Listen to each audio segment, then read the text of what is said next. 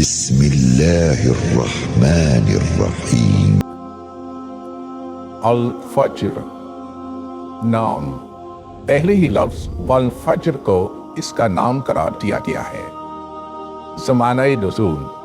اس کے مضامین سے ظاہر ہوتا ہے کہ یہ اس زمانے میں نازل ہوئی تھی جبکہ مکہ معظمہ میں اسلام قبول کرنے والوں کے خلاف ظلم کی چکی چلنی شروع ہو چکی تھی۔ اسی بنا پر اہل مکہ کو عاد اور سمود اور فرعون کے انجام سے خبردار کیا گیا ہے۔ موضوع اور مضمون، اس کا موضوع آخرت کی جزا اور سزا کا اثبات ہے جس کا اہل مکہ انکار کر رہے تھے۔ اس مقصد کے لیے جس طرح ترتیب وار استدلال کیا گیا ہے اس کو اسی ترتیب کے ساتھ غور سے دیکھیے۔ سب سے پہلے فجر اور 10 راتوں اور جفت اور طاق اور رخصت ہوتی ہوئی رات کی قسم کھا کر سامعین سے سوال کیا گیا ہے کہ جس بات کا تم انکار کر رہے ہو اس کے برحق ہونے کی شہادت دینے کے لیے کیا یہ چیزیں کافی نہیں ہیں؟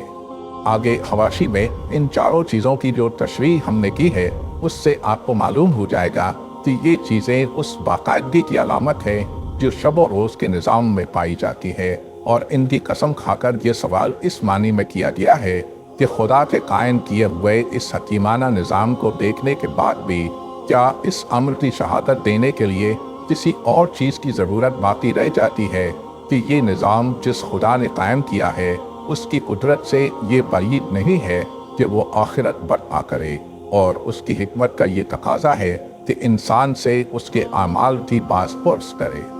اس کے بعد انسانی تاریخ سے استدلال کرتے ہوئے بطور مثال عاد اور سمود اور فرعون کے انجام کو پیش کیا گیا ہے کہ جب وہ حد سے گزر گئے اور زمین میں انہوں نے بہت فساد مچایا تو اللہ کے عذاب کا کوڑا ان پر برس گیا۔ یہ اس بات کی علامت ہے کہ کائنات کا نظام کچھ اندھی بحری طاقتیں نہیں چلا رہی ہے، نہ یہ دنیا کسی چوپٹ راجا کی اندھیر نگری ہے، بلکہ ایک فرمانروائے حکیم و دانا اس پر حکمرانی کر رہا ہے جس کی حکمت اور عدل کا یہ تقاضا خود اس دنیا میں انسانی تاریخ کے اندر مسلسل نظر آتا ہے کہ عقل اور اخلاقی حص دے کر جس مخلوق کو اس نے یہاں تصرف کے اختیارات دیے ہیں اس کا محاسبہ کرے اور اسے جزا اور سزا دے۔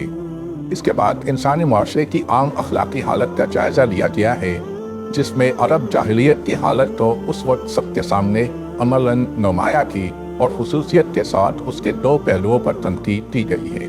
ایک لوگوں کا مادہ پرستانہ نقطۂ نظر جس کی بنا پر وہ اخلاق کی بھلائی اور برائی کو نظر انداز کر کے محض دنیا کی دولت اور جاہ و منزلت کے حصول یا فقدان کو عزت و ذلت کا معیار قرار دے بیٹھے تھے، اور اس بات کو بھول گئے تھے کہ نہ دولت مندی کوئی انعام ہے نہ رزق کی تنگی کوئی سزا، بلکہ اللہ تعالیٰ ان دونوں حالتوں میں انسان کا امتحان دے رہا ہے کہ دولت پا کر وہ کیا رویہ اختیار کرتا ہے اور تندرستی میں مبتلا ہو کر کس روش پر چل پڑتا ہے۔ دوسرے لوگوں کا یہ طرز عمل کہ یتیم بچہ باپ کے مرتے ہی ان کے ہاں قسم پرسی میں مبتلا ہو جاتا ہے، غریبوں کا کوئی پرسان حال نہیں ہوتا، جس کا بس چلتا ہے مردے کی ساری میراث سمیٹ کر بیٹھ جاتا ہے اور کمزور حقداروں کو دھتا بتا دیتا ہے، اور مال کی ہرس لوگوں کو ایک ایسی نہ بجھنے والی پیاس کی طرح لگی ہوئی ہے کہ خواہ کتنا ہی مال مل جائے ان کا دل سیف نہیں ہوتا۔ اس تمدید سے مقصود لوگوں کو اس بات کا قائل کرنا ہے کہ دنیا کی زندگی میں جن انسانوں کا یہ طرز عمل ہے ان کا محاسبہ آخر کیوں نہ ہو۔